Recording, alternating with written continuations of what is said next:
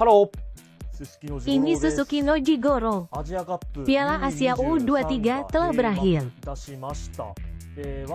Tim Jepang kami memenangkan turnamen dengan gemilang dan dengan aman berhak berpartisipasi dalam Olimpiade Paris.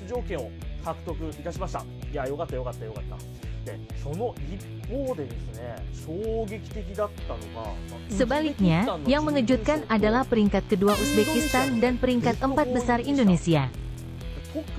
Menurut saya, kejutan terbesar dari turnamen ini adalah Indonesia berhasil mengalahkan Korea Selatan di babak 8 besar. Saya pikir ada kemungkinan, tapi sejujurnya saya terkejut ketika kekesalan benar-benar terjadi. Apa pendapat kalian tentang mengalahkan Korea Selatan, salah satu tim terkuat di Asia? Prestasi besar Indonesia ini pun santer diberitakan di Jepang. Korea Selatan kalah dari Indonesia dan absen di Olimpiade.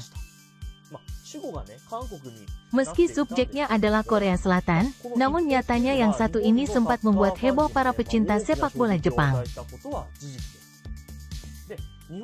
Berikut beberapa reaksi dari penggemar sepak bola Jepang. Ya, apakah Korea kalah? Indonesia luar biasa. Asia semakin kuat di mana-mana, bukan hanya Jepang dan Korea. Mungkin akan lebih baik jika lawannya bukan Indonesia. Kesan saya adalah kebanyakan orang terkejut.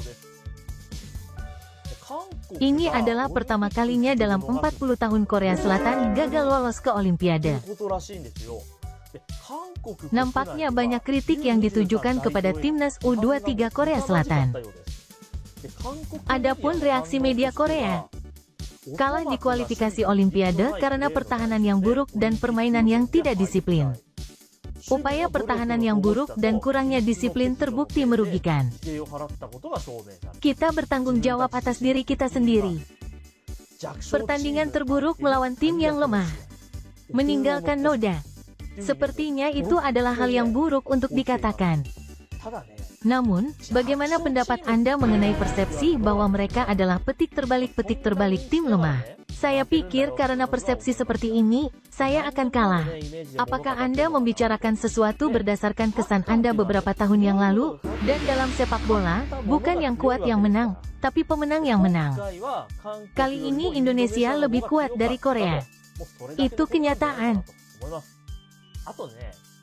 Indonesia juga tidak lemah. Hal ini terjadi setelah Indonesia mengamankan satu tempat di 4 besar. Di Jepang, sebuah artikel yang menjelaskan kemajuan pesat Indonesia dan alasannya dilaporkan. Saya ingin memperkenalkan beberapa di antaranya. Di Piala Asia U23 kali ini, kebangkitan negara-negara peringkat bawah sungguh luar biasa. Salah satu tim yang menonjol adalah Indonesia yang menargetkan bisa tampil di Olimpiade untuk pertama kalinya sejak Olimpiade Melbourne 1956. Kalahkan Australia dan maju ke turnamen final. Mereka membuat kejutan dengan memenangkan perempat final melawan Korea Selatan. Banyak pemain utamanya berasal dari luar negeri. Hubner, yang bergabung dengan Cerezo, adalah salah satunya, mengatakan, petik terbalik, ada banyak pemain berbakat. Masa depan cerah. Jay Itzes yang berusia 23 tahun luar biasa. Kabarnya ada banyak pemain yang aktif di Eropa. Tak hanya itu, pemain berbakat Indonesia seperti Arhan juga terintegrasi di sana. Dilaporkan juga bahwa mereka tidak hanya memperkuat pemain dalam negerinya dengan pemain dari luar negeri, tapi ada juga kasus pemain Indonesia yang bersaing di liga-liga Eropa. Dilaporkan juga bahwa pelatihan dalam negeri juga membuahkan hasil tertentu. Bahkan, Arhan juga pernah bermain di Jepang dan kini bermain di Korea Selatan. Jika penguatan kelompok usia pelatihan di dalam negeri berjalan dengan baik, Indonesia dapat bergabung dengan salah satu negara besar di Asia.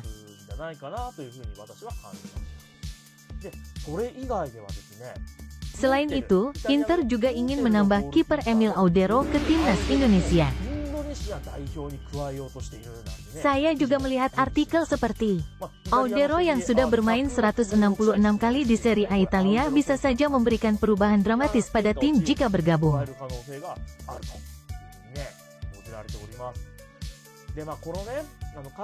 Melihat ke belakang, menurut saya Irfan dan Stefano adalah pionir pemain luar negeri seperti mereka. Saya hanya berpikir begitu. Keduanya bermain untuk Belanda, namun memilih mewakili Indonesia. Kami juga menerima tantangan di Jepang. Dengan semakin berkembangnya tim U23 Indonesia ini, sepertinya semakin banyak artikel mengenai Hafner yang bermain untuk Cerezo. Ketika Indonesia menargetkan Olimpiade pertamanya sejak tahun 1956, atlet dari luar negeri, seperti Hübner dari Cebu Osaka, adalah pemain utamanya. Pemain manakah yang menurut perwakilan Cerezo Indonesia, Hafner, luar biasa di antara pemain Jepang yang ia lawan di Piala Asia? Perwakilan U23 Indonesia Hübner kembali ke tim setelah pertarungan sengit dan akan fokus pada J untuk sementara waktu agar bisa naik ke puncak. Sebuah artikel telah dilaporkan di Jepang. Jadi Anda kembali ke Cerezo tanpa berpartisipasi di babak playoff antar benua? Bukankah ini pukulan berat bagi timnas U23 Indonesia? Ini adalah pertandingan penting yang akan membantu Anda lolos ke Olimpiade. Tetapi apakah Anda akan baik-baik saja? Cerezo khawatir dengan kurangnya pemain di lini belakang, tapi petik terbalik akan lebih meyakinkan jika Hübner kembali. Saya juga bisa mendengar suara-suara seperti, untuk saat ini, dia akan fokus di J-League, jadi saya menantikan dia tampil baik di Jepang. Jika berhasil, pemain Indonesia bisa masuk secara besar-besaran ke Jepang. Saat ini, seluruh pesepak bola Asia Tenggara yang pernah bermain di Jepang berasal dari Thailand, kecuali Lee Kong-bin. Sudah saatnya pemain Indonesia berperan aktif. Jika Anda punya pemain bagus, silakan datang ke Sapporo. Apakah hasil playoff antar benua akan keluar saat Anda menonton video ini? Apakah Anda bisa lolos ke Olimpiade? Saya sangat ingin melihat timnas Indonesia meraih prestasi besar di Olimpiade. Bahkan tidak menutup kemungkinan mereka akan melawan Jepang di laga utama. Saya akan terus memberikan perhatian kepada timnas Indonesia, dan saya ingin berbagi dengan semua orang mengenai reaksi di Jepang. Jika Anda sedikit menikmatinya, silakan berlangganan saluran ini dan beri kami peringkat tinggi. Sampai jumpa lain waktu. Selamat tinggal.